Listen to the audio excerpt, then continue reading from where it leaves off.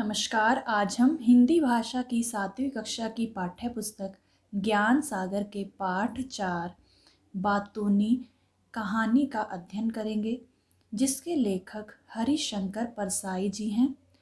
इस कहानी के माध्यम से, जैसा कि इस कहानी के शीर्षक से ही पता चलता है बातूनी, कि इस कहानी के माध्यम से लेखक ने यह बताने का प्रयास किया है कि इस दुनिया में कुछ ऐसे लोग भी होते हैं, कुछ ऐसे व्यक्ति भी होते हैं जो अपनी बातों से सामने वाले व्यक्ति को इतना परेशान कर देते हैं, मतलब कि वो इतनी बातें करते हैं कि सामने वाला जो व्यक्ति है वह भविष्य में उस व्यक्ति से मिलने से भी कतराने लगता है कि अगर मैं इस व्यक्ति को कहीं पर भी दिखाई दे गया तो यह मुझे अपनी बातों में फिर मेरा समय बर्बाद ही करेगा, इसकी बातें तो ख़त्म नहीं होगी क्योंकि यह इतना बातूनी है। तो यही इस कहानी में बताया गया है। तो आइए इस मज़ेदार कहानी को शुरू करते हैं। आदमी सुविधा खोजने में मारा जाता है। सुविधा का अर्थ है सुविधा या सहूलियत, कि आदमी जो है सहूलियत या सुविधा खोजने में मारा जाता है। उस शाम अगर मैं खुद जाकर लिफाफा पोस्ट ऑफिस में छोड़ देता तो वह कष्ट ना होता जो तभी से भुगत रहा हूँ। कि उसने अपनी सुविधा के लिए खुद ना जाकर किसी और व्यक्ति को वो लिफाफा जो है पोस्ट ऑफिस में छोड़ने के लिए दे दिया था, और तभी से उसकी जो ये मुश्किल है वह बढ़ गई है। तो देखते हैं कैसे। उस शाम मुझे एक लिफाफा ज़रूरी छोड़ना था। मैं बाहर निकला। पोस्ट ऑफिस बंद होने का समय हो रहा था। सामने से एक सज्जन का अर्थ होता है भला आदमी, शरीफ आदमी। बाद में इन्हें मैंने कभी सज्जन नहीं कहा, साइकिल पर जाते दिखे। मैंने उन्हें रोककर कहा, जरा एक लिफाफा लेकर इस कागज़ को उसमें रखकर यह पता लिखकर डाक में छोड़ दीजिए। उन्होंने कहा सहर्ष, यानी कि खुशी के साथ। बस उनके सहर्ष ने मेरा हर्ष तभी से जो छीना है वह तो आज तक वापस नहीं मिला। कि उनके जो सहर्ष, जो उन्होंने मेरा कार्य स्वीकार कर लिया था, काम करने के लिए जो उन्होंने हाँ कर दी थी, उनकी जो खुशी थी, उनकी उस खुशी ने मेरी खुशी को हमेशा के लिए छीन लिया, जो आज तक उन्हें वापस नहीं मिली। दूसरे दिन वे दिख गए तो मैंने पूछा, वह चिट्ठी डाल दी थी? आप बताइए। इसका जवाब ज़्यादा से ज़्यादा कितना लंबा हो सकता था, यही कि जी हाँ साहब, मैंने आपकी चिट्ठी टिकट लगाकर और पता लिखकर पोस्ट ऑफिस के लाल लेटर बॉक्स में छोड़ दी थी। बस इससे ज़्यादा तो नहीं हो सकता था ना। अब कोई भी, जैसे आप किसी को कोई काम देते हो, कि आप पूछते हो कि आपने मेरा ये काम कर दिया था, या तो वो हाँ या ना में उत्तर देगा, इससे ज़्यादा तो वह उत्तर नहीं देगा। लेकिन उसने क्या जवाब दिया, अब देखते हैं जो व्यक्ति था। पर उन्होंने यह जवाब दिया, मैं पोस्ट ऑफिस पहुंचा साहब, देखता हूं कि पोस्ट ऑफिस बंद हो चुका है।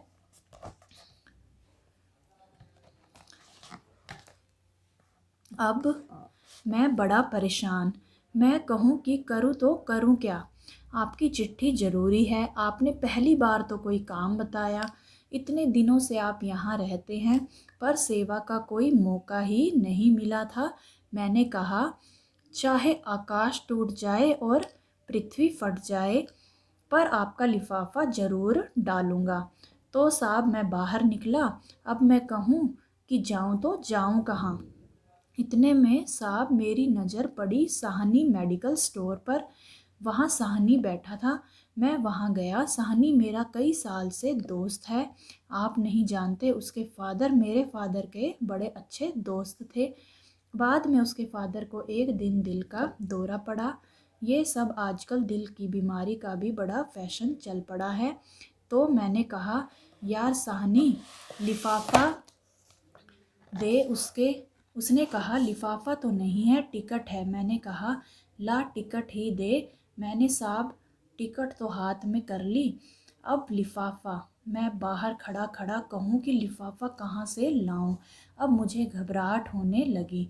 आखिरी डाक निकालने का वक्त हो रहा था। लिफाफा नहीं गया तो क्या होगा। हे भगवान, तू ही रास्ता बना। मैं तो इस गाड़ी से लिफाफा छोड़कर ही रहूँगा, चाहे मुझे स्टेशन ही क्यों ना जाना पड़े। गाड़ी चल दी होगी तो उसे रोककर लिफाफा छोड़ूंगा, पर लिफाफा मिले कहाँ। अचानक साहब मुझे राजू दिखा, वही राजू जो किताबों का एजेंट है। उसके हाथ में बस्ता था। मैंने सोचा इसके पास ज़रूर लिफाफा होगा। मैंने कहा, यार राजू एक लिफाफा दे। उसने कहा, "हाँ यार, लिफाफा तो है पर उस पर फर्म का नाम छपा है।" मैंने कहा, कोई बात नहीं, मैं उसे काट दूंगा। मैंने लिफाफा ले लिया, जेब में हाथ लगाया तो कलम नहीं था। मैंने कहा, अजीब बेवकूफ़ हूँ, काम ले लिया और कलम लाया नहीं। भाग्य से राजू के पास पेन था।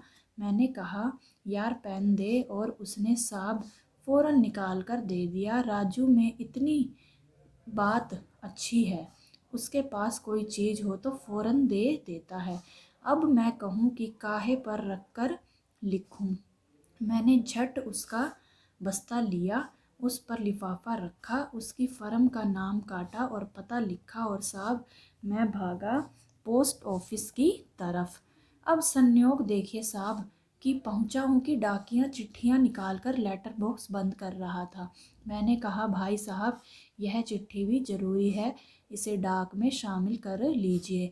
वह भला आदमी था, उसने लिफाफा ले लिया। तब साहब मेरा मन हल्का हुआ। तो देखा बच्चों आपने, उसने सिर्फ इतना सा सवाल पूछा था कि आपने मेरी चिट्ठी डाल दी थी, और उसने कितना लंबा उत्तर दिया उसका। यह मैंने बहुत संक्षेप में लिखा है, मतलब कि थोड़े में कोई बात कहना। संक्षेप का अर्थ होता है कि थोड़े में किसी बात को कहना। उन्होंने लगभग आधा घंटा इस विवरण में लिया कि उन्होंने जब यह सब मुझे बताया तो उसका जो विवरण किया, उन्होंने व्याख्या की, उसमें कम से कम आधा घंटा लगा। मैंने कसम खाई कि कभी इनसे कोई काम नहीं कराऊंगा, मगर जितना पाप कर चुका था उसका फल तो भुगतना ही था। मेरा काम करके उन्होंने मेरे ऊपर हमेशा के लिए अधिकार जमा लिया था। रास्ते में उनका घर पड़ता था। मैं निकलता और उन्हें दिख जाता तो वे बहुत खुश होकर मुझसे पूछते, कहाँ जा रहे हैं। मैं नहीं समझ पाता कि आम तौर पर लोग क्यों पूछते हैं कि आप कहाँ जा रहे हैं। वे क्या पुलिस के आदमी हैं या खुफिया विभाग के हैं, यानी कि जासूस हैं क्या वो, जो ये पूछते हैं कि कहाँ जा रहे हो। या चाचा होते हैं कि जानना चाहते हैं कि तुम कहाँ जा रहे हो।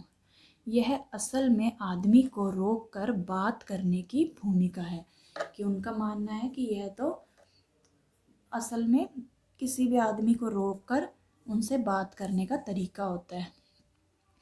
जिसे जल्दी जाना है वह भी होशियारी करता है, कहता है कहीं नहीं, ऐसे ही, और आगे बढ़ जाता है। क्या सवाल है, कहाँ जा रहे हैं, और क्या जवाब है, कहीं नहीं, ऐसे ही। मगर लोग पूछते ही हैं और लोग जवाब भी देते हैं। मैं जब रुक जाता और कहता, यूं ही जरा सिविल सर्जन से मिलने जा रहा हूँ, बस वे मुझे पकड़ लेते। अच्छा, डॉक्टर गुप्ता से? वे हमारे चाचा के बड़े अच्छे दोस्त थे। नागपुर में पास पास बंगला था। हमारे घर आते तो मुझे गोद में लेकर खिलाते थे। मिलते हैं तो कहते हैं, क्यों बेटा भूल गए, घर नहीं आते हो। वे 10-15 मिनट तक डॉक्टर गुप्ता से अपने पारिवारिक संबंध बताते।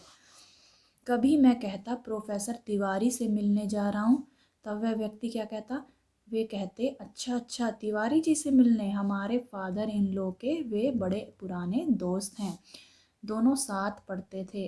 अभी अभी भी वे हमारे प्रति प्रेम भाव रखते हैं।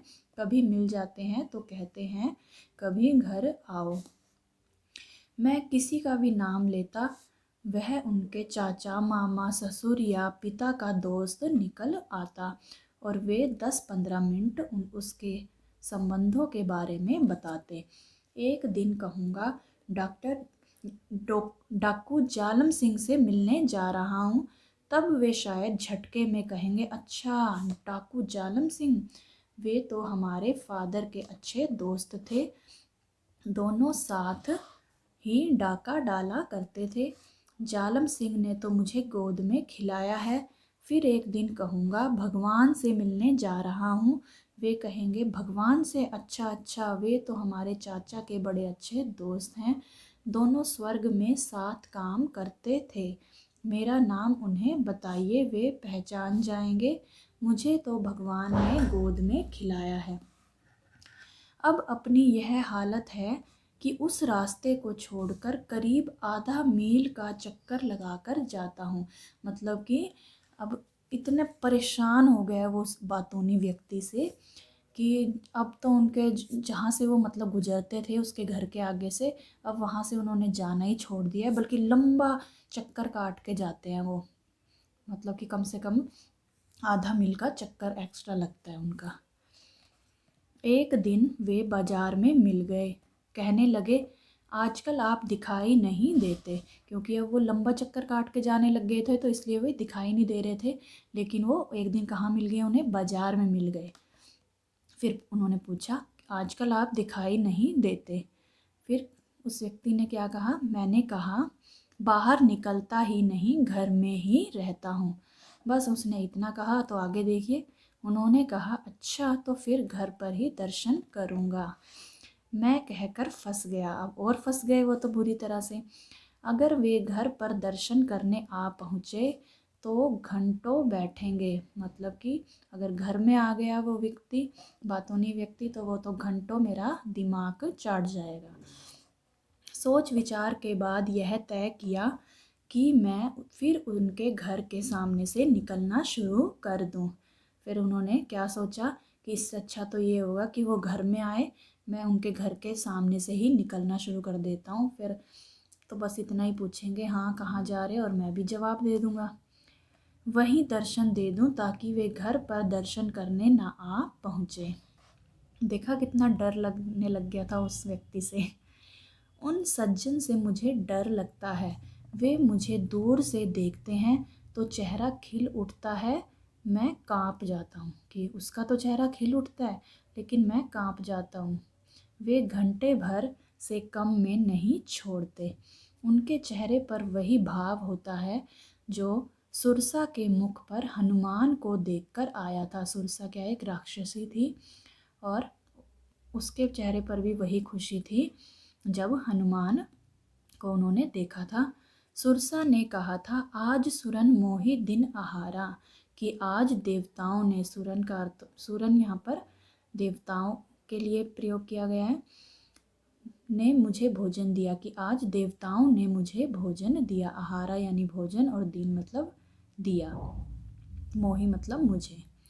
ये सज्जन भी किसी परिचित को देखकर मन ही मन कहते हैं आज सुरन मोहि दिन आहारा। वे पास आकर हाथ पकड़ लेंगे और एक पाँव से आपका पाँव दबा लेंगे और मुंह मिलाकर घंटे भर बकते जाएंगे। हम तो राह देख रहे हैं कि कोई कर्नल जिम कॉर्बेट पैदा होगा जो उनसे हमारी रक्षा करेगा, कि कोई ऐसा व्यक्ति पैदा हो कि जो हमारी इस बातूनी व्यक्ति से हमारी रक्षा करे, हमें बचाए। तो देखा बच्चों आपने कि किसी बातूनी व्यक्ति को छेड़ना अपने पैरों पर कुल्हाड़ी मारने जितना है, कि आ बैल मुझे मार। कि वो उस व्यक्ति ने उस आदमी को इतना परेशान कर दिया था अपनी बातों से, उसने बस अपना एक छोटा सा ही तो काम तो करवाया था उनसे, लेकिन फिर तो बस उनके दिमाग की ऐसी तैसी कर दी उस व्यक्ति ने। इतना पकाता था वो, इतना पकाता था अपनी बातों से कि वह व्यक्ति परेशान हो गया उसकी बातों से, और फिर तो उसे देखकर वह कांप ही जाता था। दूर से ही देखकर वह डर जाता था कि अरे आ गया ये, अब तो बस घंटों तक पीछा नहीं छोड़ेगा और अपनी बातों से मुझे पकाता रहेगा।